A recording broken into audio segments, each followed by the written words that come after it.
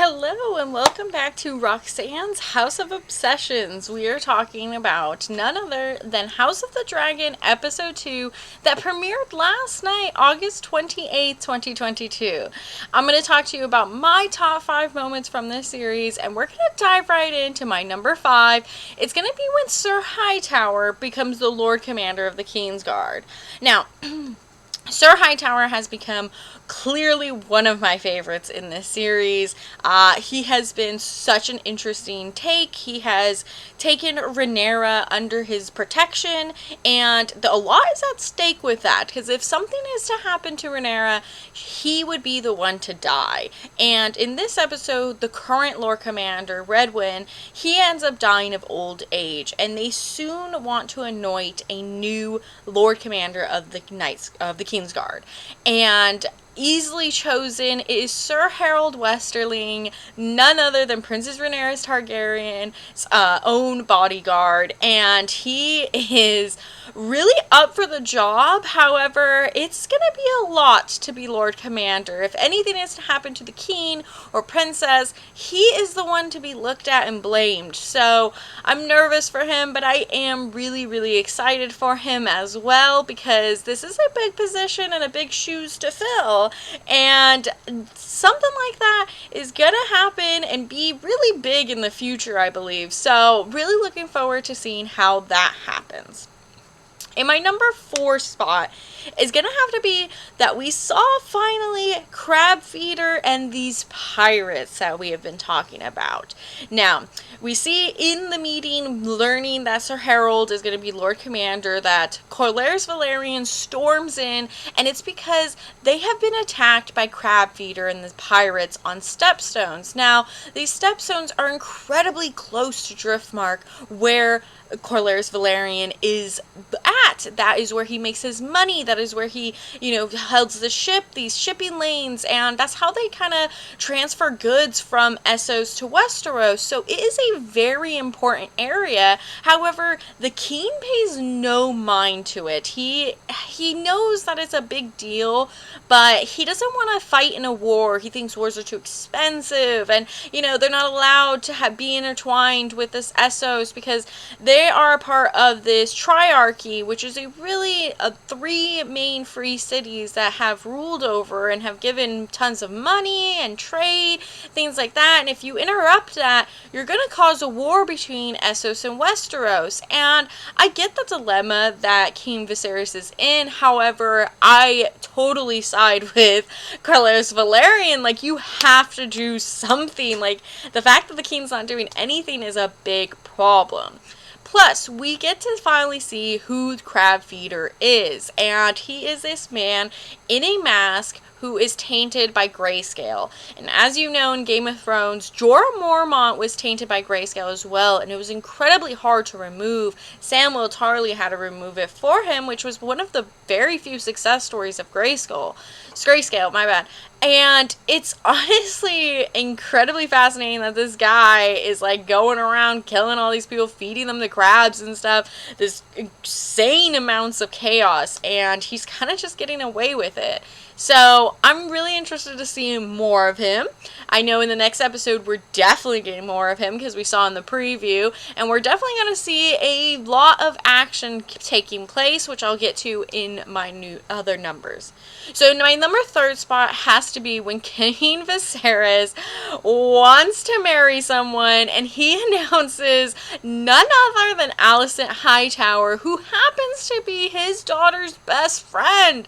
Man, was the drama high in this episode, because that was wowzers, jaw-dropping moment. It was an insane, intense scene, and oh my gosh, everyone believes that King Viserys is going to marry the Valerian Daughter, Corlys Valerian's daughter, and unfortunately, she is really young. She is 12 years old, and it's weird, and he tries to have a conversation with her, and the conversation's incredibly important, might I add. There's lots of foreshadowing, so if you didn't get a hold of that conversation, I suggest rewatching it, because there is so much foreshadowing in there. I'm not going to spoil anything with that, but leave it to your own imagination. But he meets her, and she is just too young for him. And he is slowly bonding over time with Alison Hightower. She's going to his room. They're having dinner together. He's having his, stone making with her, and they're connecting. It's weird still. She is still like 15, so I mean, like, still incredibly young, but she's older than the young one. Still incredibly gross, though. Also, because it's his daughter's best friend. Like, oh my gosh, like, so nasty.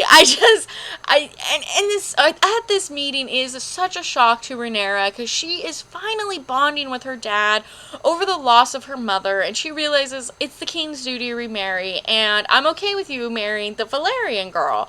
However, he then springs upon this twist that, psych, I'm actually gonna marry your best friend. So, the bond between father and daughter is gonna get strenuous, I believe, and it's gonna get weird. So, I am looking forward to seeing what happens next, because we saw in the previews, some drastic increase amounts of change and time are going between these episodes, and I mean, it's going to be weird for Rhaenyra for a while, because how is she going to act? She can't talk to her best friend anymore, because she's just going to go tell her dad. So, strange scenario, but incredibly impactful and drama-filled. So I absolutely loved that scene. My number 2 top moment has to go to the Dragonstone Showdown. Right when we get to Dragonstone, Damon Targaryen has claimed Dragonstone for himself. He has claimed that he will be the heir to the Iron Throne instead of Rhaenyra, and he has taken one of the dragon eggs. Not just any dragon egg, though. A dragon egg incredibly important to Rhaenyra. She was going to give that dragon egg to her younger brother that died, and I feel like Damon Targaryen, if he would have taken any other egg, Rhaenyra wouldn't have been so pissed.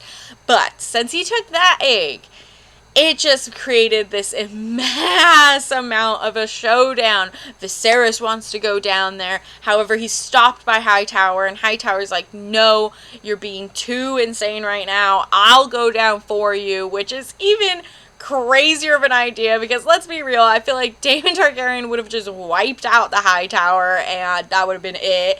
But he had Caraxes, and he had his gold cloaks. There was about a war to happen. Sir Hightower brings Criston Cole and Lord Commander Sir Harold, and they are there, and it is just this battle of talking shit, and I loved it. With Criston Cole talking shit with Damon Targaryen. Damon Targaryen calls him Crispin. I loved that line. I thought it was great. I want to call him Crispin from now on. And then he was like, yeah, well, you should remember me because I knocked your ass off that horse, remember? Like, oh, so good. Like, that is some shit talking that I love. I just thought this whole showdown was incredibly fun and interesting, dynamic. It had this action to it. And once Rhaenyra comes with Cyrax, her dragon, it's like a whole nother game show. And you see this bond between Damon and Rhaenyra, and it's weird still, but it's still like an admiration for each other. And he kind of like chucks the egg at her, and she kind of smiles and smirks back, and it kind of shows that, like, although this was a very serious matter, that they still have like this playfulness to them, because they are like uncle and niece. So they have this relation that has built over years that no one else seems to understand. They just kind of want to get rid of Damon. And honestly, I love this dynamic. I thought this showdown was incredibly cool, and I can't wait to see more of Damon Targaryen. Speaking of Damon Targaryen, in my number 1 spot, it has to be the moment that Damon and Corlys Valerian team up at the end.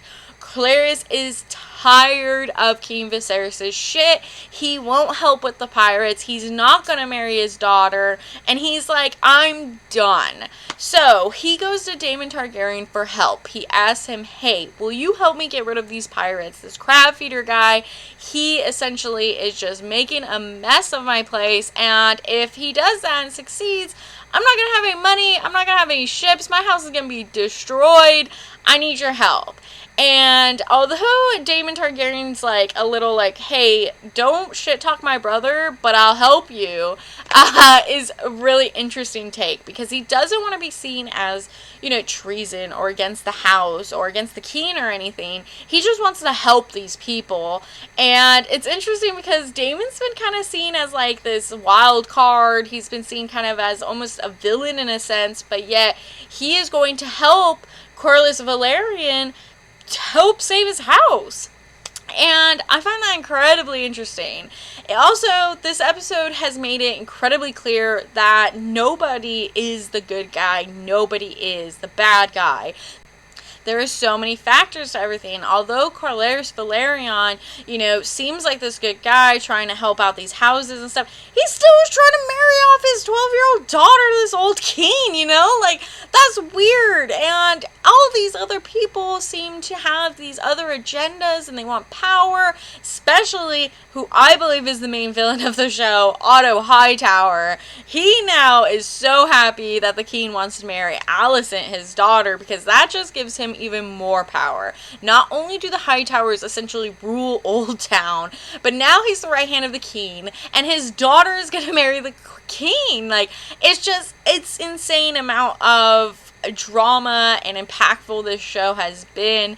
I really loved all the parallels they showed in this episode as well, because although we saw, you know, King Viserys and Damon away from each other, we saw how different they are, but we also saw how alike they are. And I find that incredibly interesting to see both of them really run their own kingdoms at this time and run their own wars. And it's insane how this is all going to intertwine, because I'm sure next episode Damon and Corlys are going to go fight the crab feeder and the pirates, and it looks like they're going to be losing until somebody with a dragon comes. Who that person is, you're going to have to check out next episode. But I am so excited to see how all this unravels, and all the drama, and how all these relationships are really unfolding and crumbling and, you know, intertwining, and all this drama. So I can't wait for the next episode. If you can't wait either, I highly recommend coming back here next week as well to check out Roxanne's House of Obsessions for episode 3. Have a great day.